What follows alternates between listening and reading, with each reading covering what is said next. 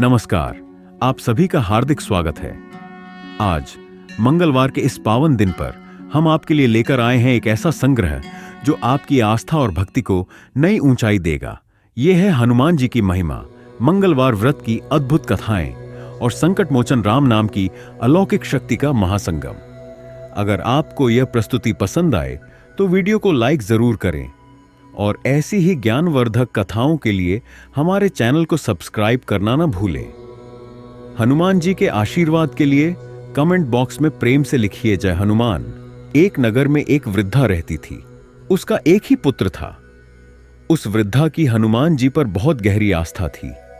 वह हर मंगलवार का व्रत रखती थी और हनुमान जी की पूजा आराधना करती थी। एक बार हनुमान जी ने अपनी भक्तनी उस वृद्ध महिला की श्रद्धा का परीक्षण करने का विचार किया। हनुमान जी साधु का वेश धारण कर वृद्धा के घर गए और पुकारने लगे, है कोई हनुमान भक्त जो हमारी इच्छा पूर्ण करे? तब आवाज उस वृद्धा के कान में पड़ी। पुकार सुनकर वृद्धा जल्दी से बाहर आई और साधु को प्रणाम कर बोली, आज्ञा महाराज। हनुमान वेशधारी साधु बोले, मैं भूखा हूं, भोजन करूंगा, तुम थोड़ी सी जमीन लीप दो। वृद्धा दुविधा में पड़ गई। अंततः हाथ जोड़कर बोली, महाराज, लीपने और मिट्टी खोदने के अतिरिक्त आप कोई दूसरी आज्ञा दें, मैं अवश्य पूर्ण करूंगी। साधु ने 3 बार प्रतिज्ञा कराने के बाद कहा, तू अपने बेटे को बुला, मैं उसकी पीठ पर आग जलाकर भोजन बनाऊंगा। यह सुनकर वृद्धा घबरा गई, परंतु वह प्रतिज्ञाबद्ध थी। उसने अपने पुत्र को बुलाकर साधु को सौंप दिया। साधु वेशधारी हनुमान जी ने वृद्धा के हाथों से ही उसके पुत्र को पेट के बल लेटाया और उसकी पीठ पर आग लगवा दी। आग जलाकर दुखी मन से वृद्धा अपने घर में चली गई। इधर भोजन बनाकर साधु ने वृद्धा को बुलाकर कहा कि उनका भोजन बन गया है, तुम अपने पुत्र को पुकारो ताकि वह भी आकर भोग लगा ले। इस पर वृद्धा बोली, उसका नाम लेकर मुझे और कष्ट न दें। लेकिन जब साधु महाराज नहीं माने तो वृद्धा ने अपने पुत्र को आवाज लगाई। वह अपनी मां के पास आ गया और अपने पुत्र को जीवित देखकर वृद्धा को बहुत आश्चर्य हुआ। वह साधु के चरणों में गिर पड़ी। तब हनुमान जी अपने वास्तविक रूप में प्रकट हुए और वृद्धा को भक्ति का आशीर्वाद दिया। तो प्रेम से बोलिए, शंकर भगवान की जय हो, बजरंग बली की जय हो। आइए सुनते हैं मंगलवार व्रत की पौराणिक कथा। एक बार नैमिषारण्य तीर्थ में 80,000 मुनि एकत्र होकर पुराणों के झांता श्री सूत जी से पूछने लगे, हे महामुनि, आपने हमें अनेक पुराणों की कथा सुनाई है। अब कृपा करके हमें ऐसा व्रत और कथा बताए जिसके करने से संतान की प्राप्ति हो तथा मनुष्य को रोग, शोक, अग्नि, सर्प, दुख आदि का भय दूर हो, क्योंकि कलयुग में सभी जीवों की आयु बहुत कम है। फिर इस पर उन्हें रोग, चिंता के कष्ट लगे रहेंगे तो फिर वे श्री हरि चरणों में अपना ध्यान कैसे लगा सकेंगे? श्री सूत जी बोले, हे मुनियों, आपने लोक कल्याण के लिए बहुत ही उत्तम बात पूछी है। एक बार युधिष्ठिर ने भगवान श्री कृष्ण से लोक कल्याण के लिए यही प्रश्न किया था। भगवान श्री कृष्ण और युधिष्ठिर का संवाद तुम्हारे सामने कहता हूं, ध्यानपूर्वक सुनो। एक समय पांडवों की सभा में श्री कृष्ण जी बैठे हुए थे। तब युधिष्ठिर ने भगवान श्री कृष्ण से प्रश्न किया, हे प्रभु नंद नंद गोविंद, आपने मेरे लिए अनेकों कथाएं सुनाई हैं। आज आप कृपा करके ऐसा व्रत या कथा सुनाएं जिसके करने से मनुष्य का रोग, चिंता का भय समाप्त हो और उसको पुत्र की प्राप्ति हो। हे प्रभु, बिना पुत्र जीवन व्यर्थ है। पुत्र के बिना मनुष्य नरकगामी होता है। पुत्र के बिना मनुष्य पितृऋण से छुटकारा नहीं पा सकता और न ही उसका पुण्यरक नामक नरक से उद्धार हो सकता है। अतः पुत्रदायक व्रत बताए। श्री कृष्ण भगवान बोले, हे राजन, मैं एक प्राचीन इतिहास सुनाता हूं, आप उसे ध्यानपूर्वक सुनो। कुंडलपुर नामक एक नगर था। उसमें नंदा नामक एक ब्राह्मण रहता था। भगवान की कृपा से उसके पास सब कुछ था, फिर भी वह दुखी था। इसका कारण यह था कि ब्राह्मण की स्त्री सुनंदा के कोई संतान नहीं थी। सुनंदा पतिव्रता थी, भक्तिपूर्वक श्री हनुमान जी की आराधना करती थी। मंगलवार के दिन व्रत करके अंत में भोजन बनाकर हनुमान जी को भोग लगाने के बाद स्वयं भोजन करती थी। एक बार मंगलवार के दिन ब्राह्मणी गृह कार्य की अधिकता के कारण हनुमान जी को भोग नहीं लगा सकी, तो इस पर उसे बहुत ही दुख हुआ। उसने कुछ भी नहीं खाया और अपने मन में प्रण किया कि अब तो अगले मंगलवार को ही हनुमान जी को भोग लगाकर अन्न और जल ग्रहण करूंगी। ब्राह्मणी सुनंदा प्रतिदिन भोजन बनाती, श्रद्धापूर्वक पति को खिलाती, परंतु स्वयं भोजन नहीं करती और मन ही मन श्री हनुमान जी की आराधना करती थी। इसी प्रकार 6 दिन गुजर गए और ब्राह्मणी सुनंदा अपने निश्चय के अनुसार भूखी प्यासी निराहार रही। अगले मंगलवार को ब्राह्मणी सुनंदा प्रातःकाल ही बेहोश होकर गिर पड़ी। ब्राह्मणी सुनंदा की इस असीम भक्ति के प्रभाव से श्री हनुमान जी बहुत प्रसन्न हुए और प्रकट होकर बोले, सुनंदा, मैं तेरी भक्ति से बहुत प्रसन्न हूं, तू उठ और वर मांग। सुनंदा अपने आराध्य देव श्री हनुमान जी को देखकर आनंद की अधिकता से विह्वल होकर श्री हनुमान जी के चरणों में गिरकर बोली, हे प्रभु, मेरी कोई संतान नहीं है, कृपा करके पुत्र और कन्या प्रदान करें, आपकी अति कृपा होगी। श्री महावीर जी बोले, तेरी इच्छा पूर्ण होगी, तेरे एक कन्या पैदा होगी, उसके अष्टांग प्रतिदिन सोना दिया करेंगे। इस प्रकार कहकर श्री महावीर जी अंतर्धान हो गए। ब्राह्मणी सुनंदा बहुत हर्षित हुई और समाचार अपने पति से कहा। ब्राह्मण देव कन्या का वरदान सुनकर कुछ दुखी हुए, परंतु सोना मिलने की बात सुनी तो बहुत प्रसन्न हुए। उन्होंने विचार किया कि ऐसी कन्या के साथ मेरी निर्धनता भी समाप्त हो जाएगी। श्री हनुमान जी की कृपा से वह ब्राह्मणी गर्भवती हुई और 10वें महीने में उसे बहुत ही सुंदर पुत्री प्राप्त हुई। यह बच्ची अपने पिता के घर में ठीक उसी तरह से बढ़ने लगी जिस प्रकार शुक्ल पक्ष का चंद्रमा बढ़ता है। 10वें दिन ब्राह्मण ने उस बालिका का नामकरण संस्कार कराया। उसके कुल पुरोहित ने उस बालिका का नाम रत्नावली रखा, क्योंकि यह कन्या सोना प्रदान किया करती थी। इस कन्या ने पूर्व जन्म में बड़े ही विधान से मंगलदेव का व्रत किया था। रत्नावली का अष्टांग बहुत सा सोना देता था। उस सोने से नंदा ब्राह्मण बहुत ही धनवान हो गया। अब ब्राह्मणी सुनंदा भी बहुत अभिमान करने लगी थी। समय बीतता रहा। अब रत्नावली 10 वर्ष की हो चुकी थी। एक दिन जब नंदा ब्राह्मण प्रसन्न चित्त था, तब सुनंदा ने अपने पति से कहा, मेरी पुत्री रत्नावली विवाह के योग्य हो गई है, इसलिए आप कोई सुंदर और योग्य वर देखकर विवाह कर दें। यह सुनकर ब्राह्मण बोला, अभी तो रत्नावली बहुत छोटी है। तब ब्राह्मणी बोली, शास्त्रों की आज्ञा है कि कन्या 8वें वर्ष में गौरी, 9वें वर्ष रोहिणी, 10वें वर्ष में कन्या होती है। इसके पश्चात रजस्वला हो जाती है। गौरी के दान से पाताल लोक की प्राप्ति होती है। रोहिणी के दान से वैकुंठ लोक की प्राप्ति होती है। कन्या के दान से इंद्रलोक में सुखों की प्राप्ति होती है। अगर हे पतिदेव, रजस्वला का दान किया जाता है तो घोर नरक की प्राप्ति होती है। इस पर ब्राह्मण बोला, अभी तो रत्नावली मात्र 10 ही वर्ष की है और मैंने तो 16-16 साल की कन्याओं के विवाह कराए हैं।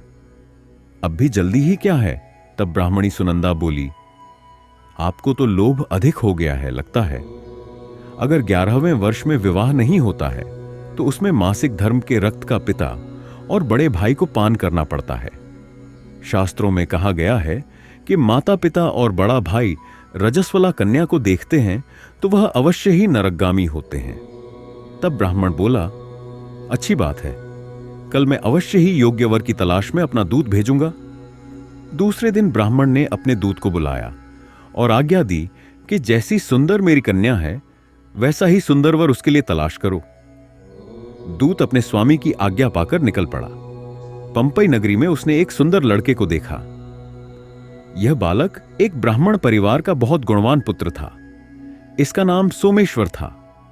दूत ने इस सुंदर और गुणवान ब्राह्मण पुत्र के बारे में अपने स्वामी को पूर्ण विवरण दिया। ब्राह्मण नंदा को भी सोमेश्वर अच्छा लगा और फिर एक शुभ मुहूर्त में विधि पूर्वक कन्यादान करके ब्राह्मण संतुष्ट हुए। परंतु ब्राह्मण के मन में तो लोभ समाया हुआ था। उसने कन्यादान तो कर दिया था, पर वह बहुत ही खिन्न था। उसने विचार किया कि रत्नावली तो अब चली जाएगी और मुझे इससे जो सोना मिलता था वह अब मिलेगा नहीं। मेरे पास जो धन था कुछ तो इसके विवाह में खर्च हो गया और जो शेष बचा है वह भी कुछ दिनों के बाद समाप्त हो जाएगा। मैंने तो इसका विवाह करके बहुत बड़ी भूल कर दी है। अब कोई ऐसा उपाय हो कि रत्नावली मेरे घर में ही बनी रहे, अपनी ससुराल न जाए। लोभ रूपी राक्षस ब्राह्मण के मस्तिष्क पर छाता जा रहा था। रात भर अपनी शैया पर बेचैनी से करवटें बदलते बदलते उसने एक बहुत ही क्रूर निर्णय लिया।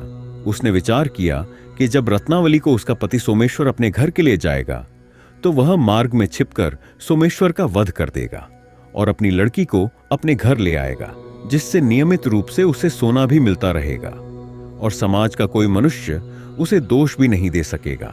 जब अगले दिन सुबह हुई तो नंदा और सुनंदा ने अपनी जमाई तथा लड़की को बहुत सारा धन देकर विदा किया। सोमेश्वर अपनी पत्नी रत्नावली को लेकर ससुराल से अपने घर की तरफ चल दिया। ब्राह्मण नंदा महालोभ के वशीभूत होकर अपनी मति खो चुका था। पाप पुण्य का उसे विचार नहीं रहा था। अपने भयानक और क्रूर निर्णय को कार्य रूप देने के लिए उसने अपने दूत को मार्ग में अपनी जमाई का वध कराने के लिए भेज दिया था, ताकि रत्नावली से प्राप्त होने वाला सोना उसे हमेशा मिलता रहे और वह कभी निर्धन न हो। ब्राह्मण के दूत ने अपने स्वामी की आज्ञा का पालन करते हुए उसके जमाई सोमेश्वर का मार्ग में ही वध कर दिया। समाचार प्राप्त कर ब्राह्मण नंदा मार्ग में पहुंचा और रोती हुई अपनी पुत्री रत्नावली से बोला, हे पुत्री, मार्ग में लुटेरों ने पति का वध कर दिया है। भगवान की इच्छा के आगे किसी का वश नहीं चलता है। अब तू घर चल, वहां पर ही रहकर शेष जीवन व्यतीत करना। जो भाग्य में लिखा है वही होगा। अपने पति की अकाल मृत्यु से रत्नावली बहुत दुखी हुई। करुण क्रंदन और रुदन करती हुई अपने पिता से बोली, हे पिताजी, इस संसार में जिस स्त्री का पति नहीं है उसका जीना व्यर्थ है। मैं अपने पति के साथ ही अपने शरीर को जला दूंगी और सती होकर अपने इस जन्म को माता पिता के नाम को तथा सास ससुर के यश को सार्थक करूंगी। ब्राह्मण नंदा अपनी पुत्री रत्नावली के वचनों को सुनकर बहुत दुखी हुआ। विचार करने लगा कि मैंने व्यर्थ ही जमाई वध का पाप अपने सिर लिया है। रत्नावली तो उसके पीछे अपने प्राण तक देने को तैयार है। मेरा तो दोनों तरफ से मरण हो गया। धन तो अब मिलेगा नहीं। जमाई वध के पाप के फलस्वरूप यम यातना भुगतनी पड़ेगी। यह सोचकर वह बहुत ही दुखी हुआ। सोमेश्वर की चिता बनाई गई। रत्नावली सती होने की इच्छा से अपने पति का सिर अपनी गोद में रखकर चिता में बैठ गई। जैसे ही सोमेश्वर की चिता को अग्नि लगाई गई, वैसे ही प्रसन्न होकर मंगलदेव वहां प्रकट हुए और बोले, हे रत्नावली, मैं तेरी पतिभक्ति से बहुत प्रसन्न हूं, तू वर मांग। तब रत्नावली ने अपने पति का जीवन दान मांगा। मंगलदेव बोले, रत्नावली, तेरा पति अजर अमर है, यह महाविद्वान भी होगा और इसके अलावा तेरी जो इच्छा हो वह वर मांग। तब रत्नावली बोली, हे ग्रहों के स्वामी, यदि आप मुझ पर प्रसन्न हैं तो मुझे यह वरदान दीजिए कि जो भी मनुष्य मंगलवार के दिन प्रातःकाल लाल पुष्प, लाल चंदन से पूजा करके आपका स्मरण करेगा, उसको रोग व्याधि नहीं होगी, स्वजनों से कभी वियोग नहीं होगा, सर्प, अग्नि तथा शत्रुओं का भय नहीं रहेगा, और जो स्त्री मंगलवार का व्रत करेगी वह कभी विधवा नहीं होगी। मंगलदेव ने तथास्तु कहकर अंतर्धान हो गए। सोमेश्वर मंगलदेव की कृपा से जीवित हो उठा। रत्नावली अपने पति को पुनः प्राप्त कर बहुत प्रसन्न हुई और मंगलदेव का व्रत प्रत्येक मंगलवार को करके व्रतराज और मंगलदेव की कृपा से इस लोक में सुख ऐश्वर्य को भोगते हुए अंत में अपने पति के साथ स्वर्ग लोक को गई। प्रेम से बोलिए, जय श्री हनुमान। आइए अब सुनते हैं श्री राम नाम की महिमा। लंकापति रावण के वध के बाद जब अयोध्यापति प्रभु श्री राम की कीर्ति दूर दूर तक फैल रही थी और वह मर्यादा पुरुषोत्तम कहलाने लगे थे, तब एक दिन महादेव शिव की इच्छा भी मर्यादा पुरुषोत्तम श्री राम से मिलने की हुई। पार्वती जी को संग लेकर महादेव जी कैलाश पर्वत से उतरकर अयोध्या नगरी के रास्ते पर चल पड़े। भगवान शिव और मां पार्वती को अयोध्या आया देखकर राम जी बहुत खुश हुए। माता जानकी ने उनका उचित आदर सत्कार किया और स्वयं भोजन बनाने के लिए रसोई में चली गई। इस बीच भगवान शिव ने श्री राम जी से पूछा, आपके सेवक हनुमान जी दिखाई नहीं दे रहे हैं। तब श्री राम बोले, वे बगीचे में हैं। शिव जी ने श्री राम जी से बगीचे में जाने की अनुमति मांगी और पार्वती जी का हाथ थामकर बगीचे में आ गए। बगीचे की खूबसूरती देखकर उनका मन मोहित हो गया। आम के एक घने वृक्ष के नीचे हनुमान जी दीन दुनिया से बेखबर गहरी नींद में सोए हुए थे और एक लय में खर्राटों से राम नाम की ध्वनि उठ रही थी। चकित होकर शिवजी और माता पार्वती एक दूसरे की ओर देखने लगे। माता पार्वती मुस्कुरा उठी और वृक्ष की डालियों की ओर इशारा किया। राम नाम सुनकर पेड़ की डालियां ने भी झूमने लगी थीं और इनके बीच से भी राम नाम उच्चारित हो रहा था। शिवजी इस राम नाम की धुन में मस्त मगन होकर खुद भी राम राम कहकर नाचने लगे। माता पार्वती जी ने भी अपने पति का अनुसरण किया और अपने कोमल पैर थिरकाने लगीं। शिव जी और माता पार्वती जी के नृत्य से ऐसी झनकार उठी कि स्वर्ग लोक के देवता गण भी आकर्षित होकर बगीचे में आ गए और राम नाम की धुन में सभी मस्त हो गए। माता जानकी भोजन तैयार करके प्रतीक्षा कर रही थीं, परंतु संध्या गिरने पर भी अतिथि नहीं पधारे। तब उन्होंने अपने देवर लक्ष्मण जी को बगीचे में भेजा।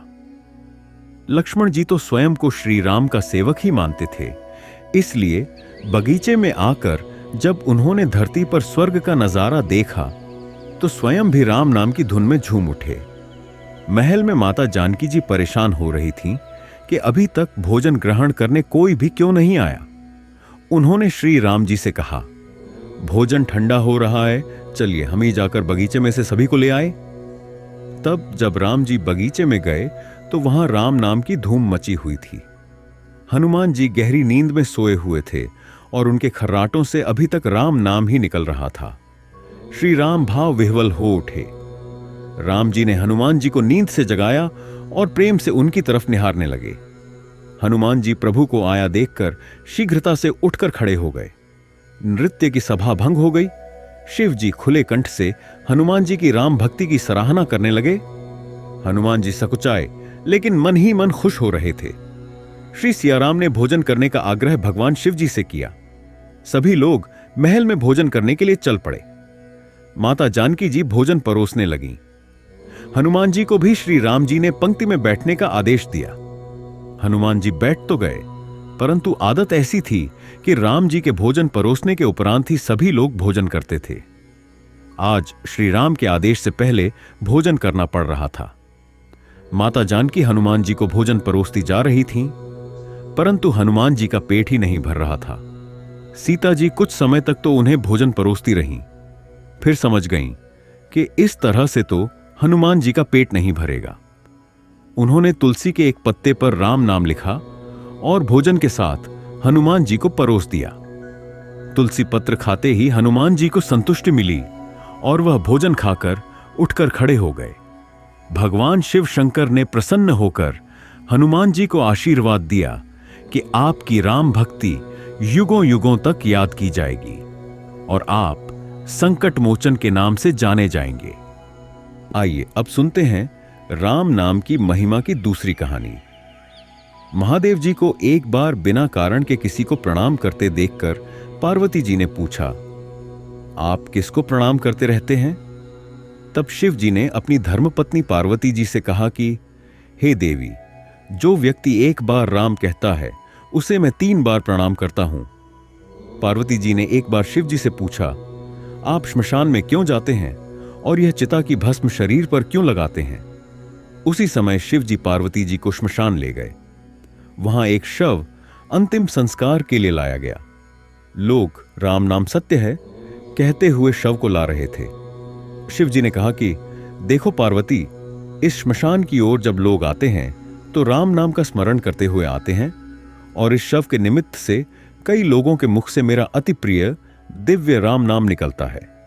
उसी को सुनने मैं श्मशान में आता हूं और इतने लोगों के मुख से राम नाम का जप करवाने में निमित्त बनने वाले इस शव का मैं सम्मान करता हूं, प्रणाम करता हूं और अग्नि में जलने के बाद उसकी भस्म को अपने शरीर पर लगा लेता हूं।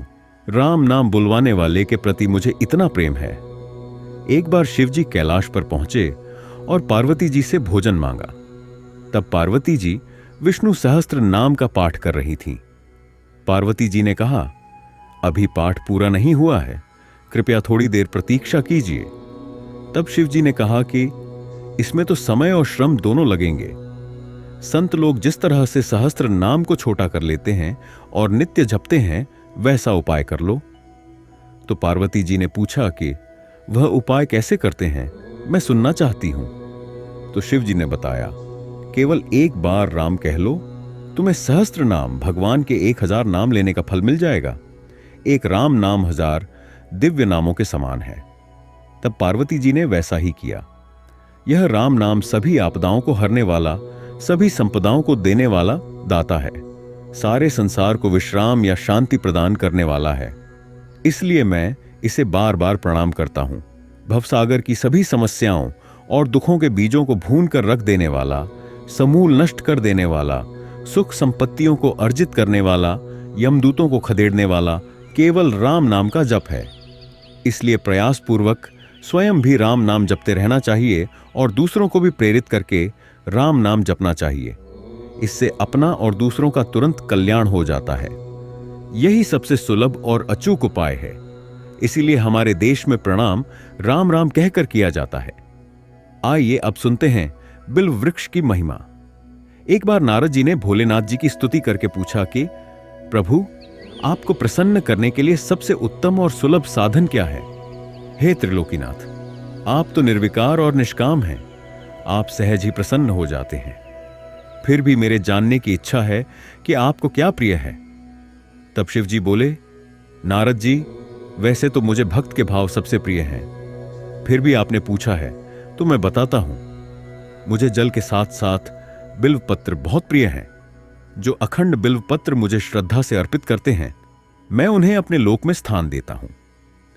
नारद जी भगवान शंकर और माता पार्वती की वंदना करके अपने लोक को चले गए।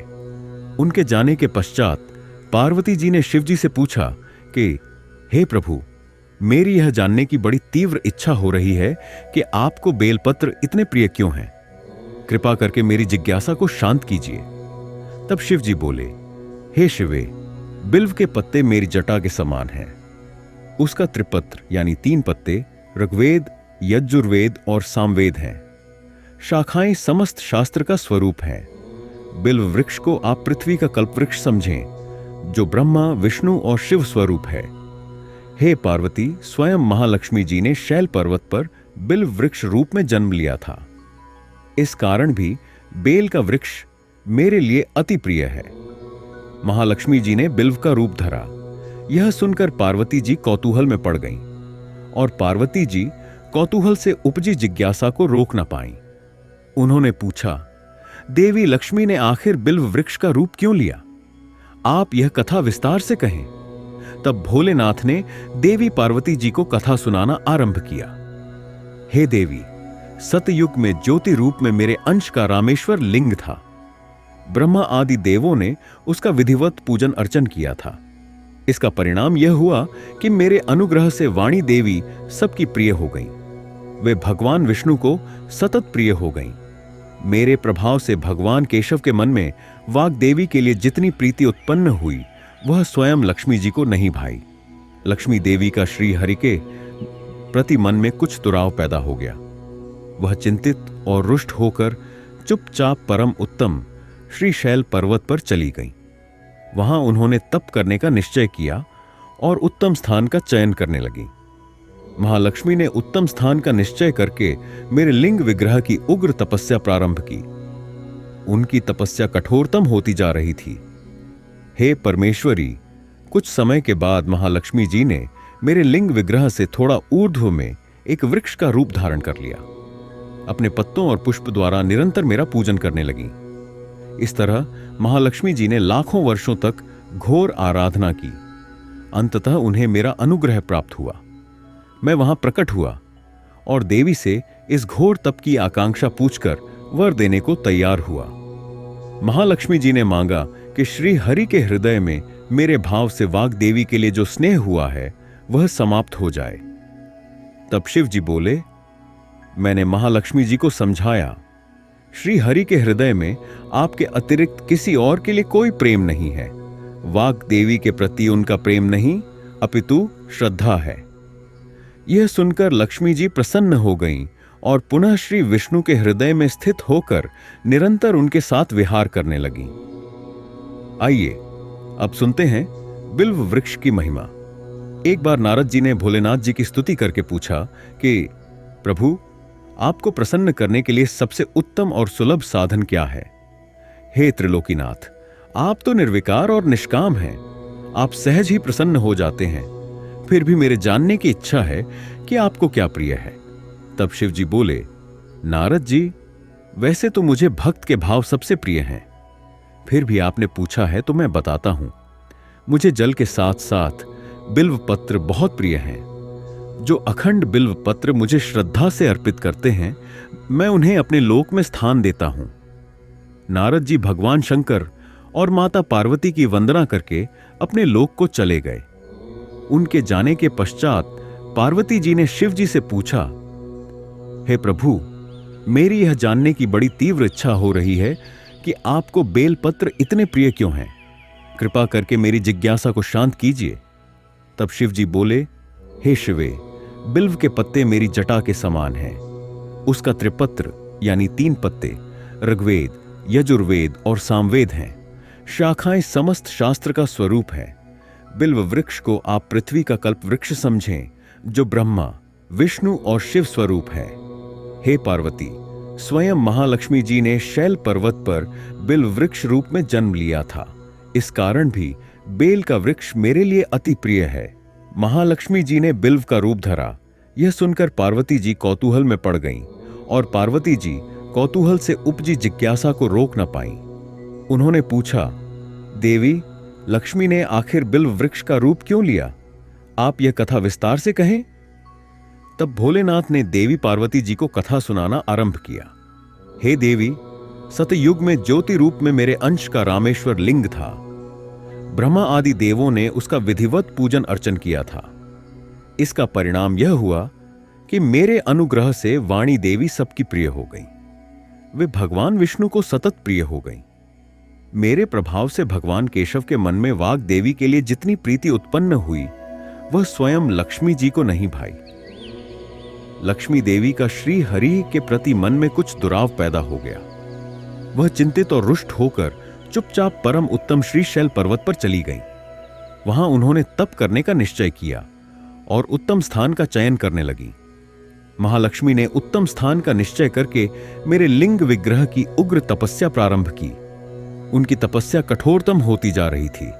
हे परमेश्वरी, कुछ समय के बाद महालक्ष्मी जी ने मेरे लिंग विग्रह से थोड़ा ऊर्ध्व में एक वृक्ष का रूप धारण कर लिया। अपने पत्तों और पुष्प द्वारा निरंतर मेरा पूजन करने लगी। इस तरह महालक्ष्मी जी ने लाखों वर्षों तक घोर आराधना की। अंततः उन्हें मेरा अनुग्रह प्राप्त हुआ। मैं वहां प्रकट हुआ और देवी से इस घोर तप की आकांक्षा पूछकर वर देने को तैयार हुआ। महालक्ष्मी जी ने मांगा कि श्री हरि के हृदय में मेरे भाव से वाग देवी के लिए जो स्नेह हुआ है वह समाप्त हो जाए। तब शिव जी बोले, मैंने महालक्ष्मी जी को समझाया, श्री हरि के हृदय में आपके अतिरिक्त किसी और के लिए कोई प्रेम नहीं है। वाग देवी के प्रति उनका प्रेम नहीं अपितु श्रद्धा है। यह सुनकर लक्ष्मी जी प्रसन्न हो गईं और पुनः श्री विष्णु के हृदय में स्थित होकर निरंतर उनके साथ विहार करने लगीं। हे पार्वती, महालक्ष्मी के हृदय का एक बड़ा विकार इस प्रकार दूर हो गया। इस कारण हरि प्रिया उसी वृक्ष रूप में सर्वदा अतिशय भक्ति से भरकर यत्न पूर्वक मेरी पूजा करने लगी। हे पार्वती, इसी कारण बिल्व का वृक्ष, उसके पत्ते, फल, फूल आदि मुझे बहुत प्रिय हैं। मैं निर्जन स्थान में बिल्व वृक्ष का आश्रय लेकर रहता हूं। बेल वृक्ष को सदा सर्व तीर्थमय एवं सर्व देवमय मानना चाहिए। बिल्व पत्र, बिल्व फूल, बिल्व वृक्ष अथवा बिल्व काष्ठ के चंदन से जो मेरा पूजन करता है, वह भक्त मेरा अति प्रिय है। बिल्व वृक्ष को शिव के समान ही समझो, वह मेरा शरीर है। जो बिल्व पर चंदन से मेरा नाम अंकित करके मुझे अर्पण करता है, मैं उसे सभी पापों से मुक्त करके अपने लोक में स्थान देता हूं।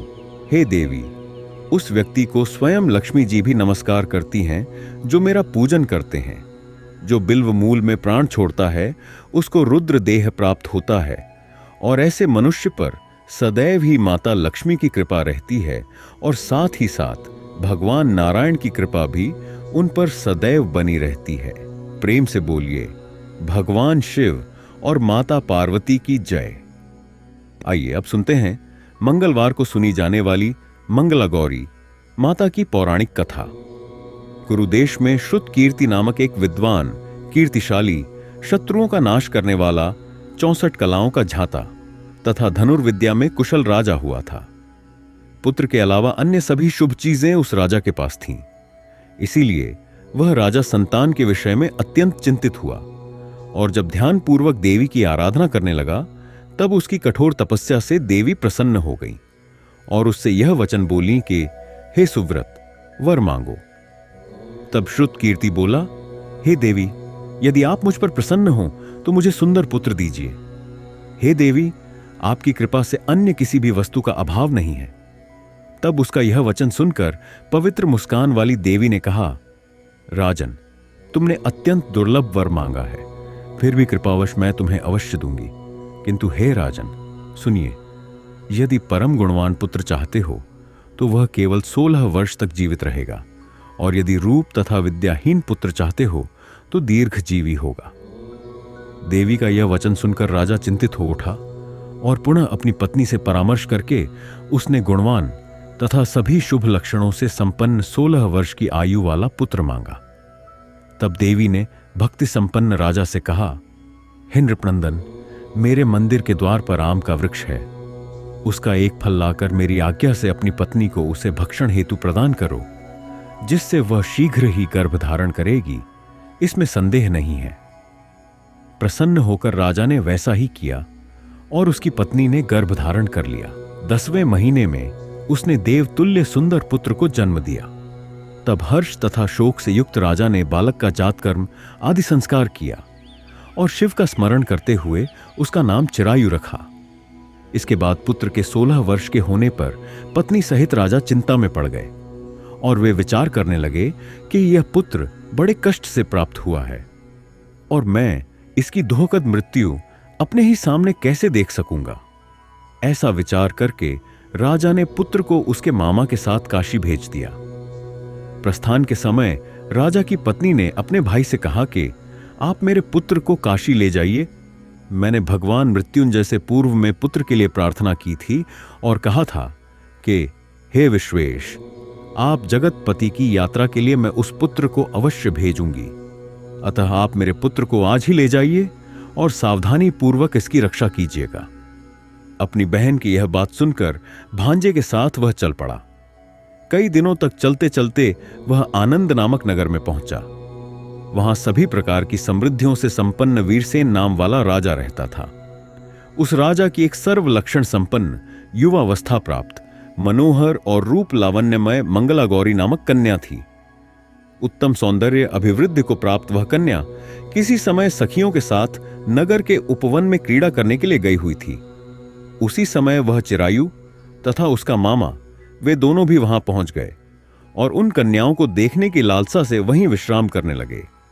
इसी बीच विनोद पूर्वक क्रीड़ा करती हुई उन कन्याओं में से किसी एक ने कुपित होकर राजकुमारी को रांड, यह कुवचन कह दिया। तब उस अशुभ वचन को सुनकर राजकुमारी ने कहा कि तुम अनुचित बातें क्यों बोल रही हो? मेरे कुल में तो इस प्रकार की कोई नहीं है। मंगला गौरी की कृपा से तथा उनके व्रत के प्रभाव से विवाह के समय जिसके सिर पर मेरे हाथ से अक्षत पड़ेंगे, हे सखी, वह यदि अल्पायु वाला भी होगा तो भी चिरंजीवी हो जाएगा। इसके बाद वे सभी कन्याएं अपने अपने घर चली गईं। उसी दिन राजकुमारी का विवाह था।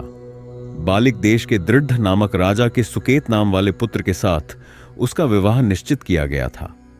वह सुकेत विद्याहीन, कुरूप तथा बहरा था। तब सुकेत के साथ आए हुए उन लोगों ने विचार किया कि इस समय कोई दूसरा श्रेष्ठ वर ले जाना चाहिए और विवाह संपन्न हो जाने के बाद वहां सुकेत पहुंच जाए। तो उन लोगों ने चिरायु के मामा के पास जाकर याचना की कि ले, आप इस बालक को हमें दे दीजिए, जिससे हमारा कार्य सिद्ध हो जाए। इस पृथ्वी पर परोपकार के समान दूसरा कोई धर्म नहीं है।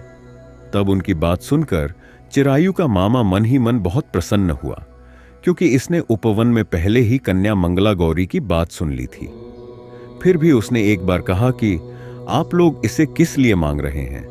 कार्य की सिद्ध हेतु वस्त्र, अलंकार आदि मांगे जाते हैं, वर तो कहीं भी नहीं मांगा जाता। तथापि आप लोगों का सम्मान रखने के लिए मैं इसे दे रहा हूं।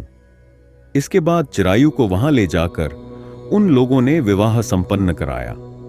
सप्तपदी आदि के हो जाने पर रात्रि में शिव पार्वती की प्रतिमा के समक्ष उस चिरायु ने हर्ष युक्त होकर मंगला गौरी के साथ शयन किया। उसी दिन चिरायु के 16 वर्ष पूर्ण हो चुके थे और अर्धरात्रि में साक्षात काल सर्प रूप में वहां आ गया। इसी बीच संयोगवश राजकुमारी जाग गई। उसने उस महासर्प को वहां देखा और वह भय से व्याकुल होकर कांपने लगी। तभी उस कन्या ने धैर्य धारण किया, 16 उपचारों से सर्प की पूजा की और पीने के लिए उसे दूध दे दिया। उसने दीनता भरी वाणी में उस सर्प की प्रार्थना की और स्तुति की। मंगला गौरी प्रार्थना करने लगी कि मैं उत्तम व्रत को करूंगी जिससे मेरे पति जीवित रहें। यह जिस तरह से चिरकाल तक जीवित रहे, आप वैसा कीजिए। इतने में सर्प वहां स्थित एक कमंडल में प्रवेश कर गया और उस मंगला गौरी ने अपनी कंचुकी से उस कमंडल का मुंह बांध दिया। इसी बीच उसका पति अंगड़ाई लेकर जाग गया और अपनी पत्नी से बोला, हे प्रिय, मुझे भूख लगी है। तब वह अपनी माता के पास जाकर खीर, लड्डू आदि ले आई और उसके द्वारा दिए भोज्य पदार्थ को उसने प्रसन्न मन होकर खाया। भोजन के बाद हाथ धोते समय उसके हाथ से अंगूठी गिर पड़ी। तांबूल खाकर वह पुनः सो गया। उसके बाद मंगला गौरी कमंडल को फेंकने के लिए जाने लगी। विधि की कैसी गति है कि उस कमंडल में से बाहर की ओर जगमग करती हुई हार को देखकर वह आश्चर्यचकित हो गई। घट में स्थित उस हार को उसने अपने कंठ में धारण कर लिया। इसके बाद कुछ रात शेष रहते ही चिरायु का मामा आकर उसे ले गया। इसके बाद वर पक्ष के लोग सुकेत को वहां ले आए। उसे देखकर मंगला गौरी ने कहा कि यह मेरा पति नहीं है। तब उन सभी ने उससे कहा कि हे शुभे, तुम यह क्या बोल रही हो? यहां तुम्हारा कोई परिचायक हो तो उसे हम लोगों को बताओ। मंगला गौरी बोली, जिसने रात में 9 रत्नों से बनी अंगूठी दी है, उसकी उंगली में इसे डालकर परिचायक निशानी देख लें। मेरे पति ने रात्रि में मुझे जो हार दिया था, उसके रत्नों का समुदाय कैसा है, उस बात को यह बताए। यह तो कोई अन्य ही है। इसके अलावा रात में परस्पर भाषण तथा भोजन आदि जो कुछ किया गया था, उसे भी यह बता दें। तब यह निश्चय ही मेरे पति हैं। इस प्रकार उसका वचन सुनकर सभी ठीक है कहने लगे। किंतु जब एक भी बात न मिली, तब सभी ने सुकेत को उसका पति होने से निषिद्ध कर दिया और वर पक्ष वाले जिस तरह से आए थे उसी तरह से चले गए। उसके बाद अपने वंश को बढ़ाने वाले महान यश से संपन्न तथा परम मनस्वी मंगला गौरी के पिता ने अन्नपान आदि का सत्र चलाया। उन्होंने वर पक्ष का वृत्तांत कानों कान सुन लिया कि स्वरूप से कुरूप होने के कारण लोगों के द्वारा किसी अन्य को वर के रूप में आदर पूर्वक लाया गया था। तब उन्होंने अपनी कन्या को पर्दे के भीतर बिठा दिया। उसके बाद 1 वर्ष बीतने पर यात्रा करके चिरायु अपने मामा के साथ यह देखने आया कि विवाह के बाद वहां क्या हुआ। तब भीतर से उसे देखकर वह मंगला गौरी अत्यंत प्रसन्न हुई और माता पिता से बोली कि मेरे पति आ गए हैं। तब राजा ने अपने स्वजनों को बुलाकर पूर्व में कहे गए सभी परिचायकों को निशानी को देकर मंद मुस्कान वाली अपनी कन्या चिरायु को सौंप दी। राजा ने शिष्ट जनों को साथ लेकर विवाह का उत्सव कराया। इसके बाद राजा वीरसेन ने वस्त्र, आभूषण आदि, सेना, घोड़े, रथ और अन्य भी बहुत सी सामग्रियां देकर उन्हें विदा किया। उसके बाद कुल को आनंदित करने वाला वह चिरायु पत्नी तथा मामा को साथ लेकर सेना के साथ अपने नगर पहुंचा। लोगों के मुख से उसे आया हुआ सुनकर उसके माता पिता को विश्वास नहीं हुआ। उन्होंने सोचा कि प्रारब्ध अन्यथा कैसे हो सकता है। इतने में वह अपने माता पिता के पास आ गया और स्नेह से परिपूर्ण वह चिरायु भक्तिपूर्वक उनके चरणों में गिर पड़ा। तब अपने पुत्र का मस्तक सूंघकर उन दोनों ने परम आनंद प्राप्त किया। पुत्र वधू मंगला गौरी ने भी सास ससुर को प्रणाम किया। तब सास उसे अपनी गोद में बिठाकर सारा वृत्तांत शीघ्रतापूर्वक पूछने लगी। हे महामुनि, तब पुत्र वधू ने भी मंगला गौरी के उत्तम व्रत महात्म्य तथा जो कुछ घटित हुआ था वह सब वृत्तांत बताया।